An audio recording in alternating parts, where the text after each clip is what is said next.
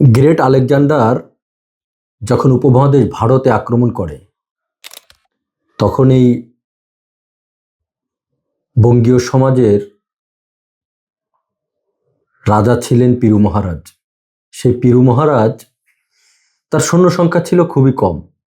Great আলেকজান্ডারের বিশাল এক সেনাবাহিনীর বহর নিয়ে যখন এই বঙ্গে ঢুকে পড়ে, ঠিক সেই মুহূর্তে পিরু মহারাজ ভীত স্বতন্ত্র হয়ে গেছে যে তার পরাজয় নিশ্চিত। কিন্তু পিরু মহারাজ পালিয়ে যায়নি। সে মাত্র কয়েকশো সৈন্য নিয়ে গ্রেট আলেকজান্ডারের বিশাল বাহিনীর বিরুদ্ধে দাঁড়িয়ে যায়। মুখোমুখি সংঘর্ষে এক পর্যায়ে পিরু মহারাজের পরাজয় নিশ্চিত হয়। কিন্তু গ্রেট আলেকজান্ডার বিষয়টাকে অন্যভাবে দেখে। সে খুব অসম্মানিত বোধ করে। তার পেছনের কারণ হচ্ছে যে আমার এত বড় বিশাল সৈন্যবাহিনী, সাম্রাজ্যের পরে সাম্রাজ্য আমি দখল করছি, আমার পায়ের নিচে সবাই লুটিয়ে পড়ছে, কিন্তু এ কোন রাজা মাত্র কয়েকশো সৈন্য নিয়ে আমার বিরুদ্ধে দাঁড়িয়ে গেল। সে পিরু মহারাজকে গ্রেপ্তার করে গ্রেট আলেকজান্ডারের কাছে নিয়ে যাওয়া হলো। তাকে জিজ্ঞাসা করা হলো যে তুমি কেন পালিয়ে যাওনি, তোমার সৈন্যরা মারা গেল, তুমি ক্ষতিগ্রস্ত হলে, পালিয়ে যাওনি কেন? তখন পিরু মহারাজ যে উত্তর দিল সেটির জন্য গ্রেট আলেকজান্ডার আসলে প্রস্তুত ছিল না। হলো, গ্রেট আলেকজান্ডার, তুমি শক্তিশালী হতে পারো, তোমার অনেক সৈন্য থাকতে পারে, কিন্তু এই দেশ, এই মাটি আমাকে রাজা বানিয়েছে। আমি জনগণের দায়িত্ব নিয়েছি। এই মাটি, এই দেশ আমাকে খাওয়ায়, আমাকে পড়ায়, আমাকে ভালো রাখে। দিন শেষে আমি জনগণের গোলাম, আমি তাদের রেখে পালিয়ে যেতে পারি না। এটিই হয়তো দেশপ্রেমের এক অনন্য দৃষ্টান্ত। গ্রেট আলেকজান্ডার তার কাছে মানবিকভাবে আত্মসমর্পণ করলো। বলল, পিরু মহারাজ, আমি তোমার কাছে দেশপ্রেমের যে দৃষ্টান্ত তুমি স্থাপন করেছো, আমি তোমার কাছে পরাজয় বরণ করলাম, এবং তোমার রাজ্য তুমি একমাত্র চালানোর ক্ষমতা রাখো বা অধিকার তোমারই আছে। দেশপ্রেম আসলে কি? আমরা 1757 সাল পলাশী প্রান্তর, সেখানের পরাজয়, তারপরে 300 বছরের যে ইংরেজদের পরাধীনতার শিকলে আমরা ছিলাম, তারপরে 47-এ বাংলাদেশ ভাগ হলো, 47-এ পাকিস্তান ভাগ হলো। এই 1947 সালে যখন পাকিস্তান ভাগ হয় তখনও মানুষ পরিপূর্ণভাবে স্বাধীনতার স্বাদ পায়নি। অর্থাৎ বাংলাদেশ ভাগ হওয়ার পরেই এই পাকিস্তান ভূমিতে একটি আন্দোলন, একটি স্লোগান মুহুর্মুহুর্ভাবে উঠতে থাকে, সেটি হচ্ছে ইয়া আজাদি ঝুটা হ্যায়, লাখো ইনসান ভুকা হ্যায়। অর্থাৎ এই স্বাধীনতার কোনো মূল্য নেই, মানুষ না খেয়ে থাকে।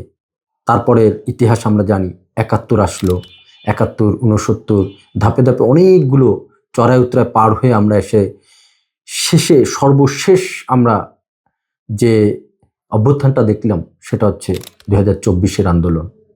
এখানে আমি আমার বয়সের জায়গায় দাঁড়িয়ে বলছি যে আমি 71 দেখিনি, আমি 69ও দেখিনি, আমি 90-এর কথা আমার পরিপূর্ণভাবে মনে নাই, বা আমার দেখার হয়তো সৌভাগ্য হয়নি, কিন্তু 24কে আমি খুব কাছ থেকে পর্যবেক্ষণ করেছি। প্রিয় দর্শক, আমরা দেশপ্রেম নিয়ে যে আলাপ করছিলাম, আগামী হয়তো 72 ঘন্টা পরেই দেশের ত্রয়োদশ অর্থাৎ 13তম জাতীয় নির্বাচন অনুষ্ঠিত হবে। নির্বাচনে অনেক গুঞ্জন আছে, অনেক রকম কথা আছে। তার ভেতরে আমাদের একটি দৃশ্য হয়তো আপনাদের মনে দাগ কেটে যেতে পারে। সেটি হচ্ছে সাজিদ নামে এক যুবক গত ইনকিলাব মঞ্চে হাদি হত্যার বিচারের দাবিতে তারা প্রধান উপদেষ্টার বাসভবন ঘেরাও করতে গিয়েছিল, এবং সেখানে পুলিশ এলোপাতারিভাবে লাঠিচার্জ করে, মানুষকে মেরে ছত্রভঙ্গ করতে থাকে। তার ভিতরে একটি দৃশ্য হয়তো সে পিরু মহারাজের মতো অনেক দেশপ্রেম, অভিমান, অনুযোগ এবং যেটাকে বলে চাপা কষ্ট একত্রিত হয়ে যে তার উপর ভর করেছিল, সেটি কিন্তু আমরা দেখতে পেলাম। আপনারা স্ক্রিনে দেখতে পাচ্ছেন যে সাজিদ নামে একজন মাদ্রাসা পড়ুয়া শিক্ষার্থী, যিনি এখন বিশ্ববিদ্যালয়ে পড়ছেন, সেই ছেলেটিকে পুলিশ উপর্যুপুরি পিটাচ্ছে, কিন্তু ছেলেটি দৌড় দিচ্ছে না, একটি বারের জন্য হাত উঁচু করে একটি লাঠির আঘাতকে সে প্রতিহত করছে না, সে যেন নীরবে মার খেয়ে বলছে, বুক পেতেছে গুলি কর, বুকের ভেতর অনেক ঝড়। যেভাবে গুলি খেয়েছিল আবু সাইদ, যেভাবে গুলি খেয়েছে হাদি, যেভাবে গুলি খেয়েছে আরও অগণিত নাম না জানা অনেক শহীদ, যারা শুধু গুলি খায়নি, যারা গুলি খাওয়ার পরে, মৃত্যুবরণ করার পরে তাদের পুড়িয়ে লাশ ভস্ম করে দেওয়া হয়েছে, সেই অভিমান চাপা কষ্টগুলো হয়তো সাজিদ তার বুকে ধারণ করেছিল। আর সেই সাজিদকে আমরা দেখলাম যে দৌড় দেয়নি। এখানেই কিন্তু শেষ নয়, একজন পুলিশ কনস্টেবল আবার এসে তাকে সান্ত্বনা দিতে, তাকে জড়িয়ে ধরতে চাইল। মারাত্মক অভিমানে, মারাত্মক একটি চাপা কষ্টে সে পুলিশকে ছিটকে ফেলে দেওয়ার চেষ্টা করলো। সে দাঁড়িয়েই ছিল।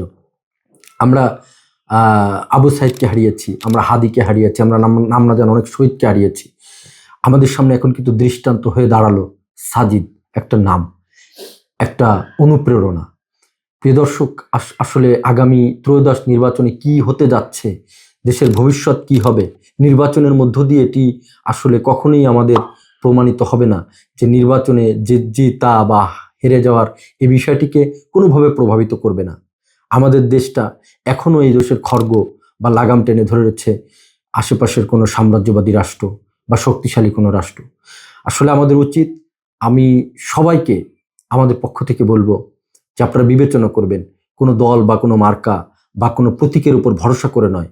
দেশপ্রেম, এই সাজিদ হাজার হাজার লক্ষ লক্ষ সাজিদ হয়তো এখনো বেঁচে আছে হাদিদের অনুপ্রেরণা হয়ে, আবু সাইদদের অনুপ্রেরণা হয়ে।